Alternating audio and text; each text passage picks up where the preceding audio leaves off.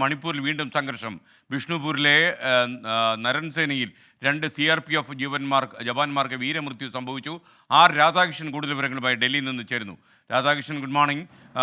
എപ്പോഴാണ് ഈ സംഭവം? ഇന്നലെ അർദ്ധരാത്രി ഇന്ന് പുലർച്ചെ ആയിട്ടാണ് ഈ സംഭവം ഉണ്ടായത്. ഈ തെരഞ്ഞെടുപ്പുമായി ബന്ധപ്പെട്ടിട്ടുള്ള ചില അക്രമ സംഭവങ്ങൾ ഇന്നലെ ഉണ്ടായിരുന്നു. അതിനനുബന്ധമായിട്ട് കേന്ദ്രസേനയുടെ സുരക്ഷ കൂടുതൽ ശക്തമാക്കുകയും ചെയ്തിരുന്നു. CRPF ജവാന്മാർക്കാണ് ഇപ്പോൾ വീരമൃത്യു ഉണ്ടായിരിക്കുന്നത്. 2 CRPF ജവാന്മാർ വീരമൃത്യു വരിച്ചിരിക്കുകയാണ്. ബിഷ്ണുപൂരിലാണ് ഈ സംഭവം ഉണ്ടായിരിക്കുന്നത്.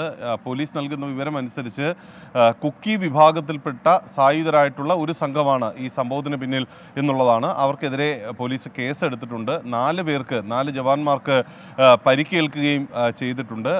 ഈ സായുധരായിട്ടുള്ള കുക്കി വിഭാഗത്തിൽപ്പെട്ട ആളുകൾ ഈ CRPF സംഘത്തെ ആക്രമിക്കുകയായിരുന്നു എന്നാണ് അറിയാൻ സാധിക്കുന്നത്. അവർ നിറയൊഴിച്ചതാണ് ഈ ജവാന്മാരുടെ വീരമൃത്യുവിന് ഇടയാക്കിയത്. ഏതായാലും മേഖലയിൽ വലിയ രീതിയിലുള്ള സുരക്ഷാ ക്രമീകരണങ്ങൾ വിന്യസിച്ചിട്ടുണ്ട്. ഈ സംഭവത്തിന് പിന്നിലുള്ളവരെ കണ്ടെത്താനും അറസ്റ്റ് ചെയ്യാനും വേണ്ടിയിട്ടുള്ള നടപടികളിലേക്കും പോലീസ് കടന്നിട്ടുണ്ട്. Okay, thank you. Rajesh Kumar പറഞ്ഞു, SK വാർത്തയ്ക്ക് ക്ഷാമം എന്തെങ്കിലും ഉണ്ടെങ്കിൽ PP ജെയിംസിന് കൂടുതൽ ടൈം കൊടുക്കണം. നല്ല സൂപ്പർ ഐഡിയ. നിങ്ങൾ അറിയേണ്ട ഒരു കാര്യം, ഇന്നലെ നടന്ന പോളിംഗിന് ശേഷം വാർത്തകളുടെ തള്ളിക്കയറ്റമാണ്.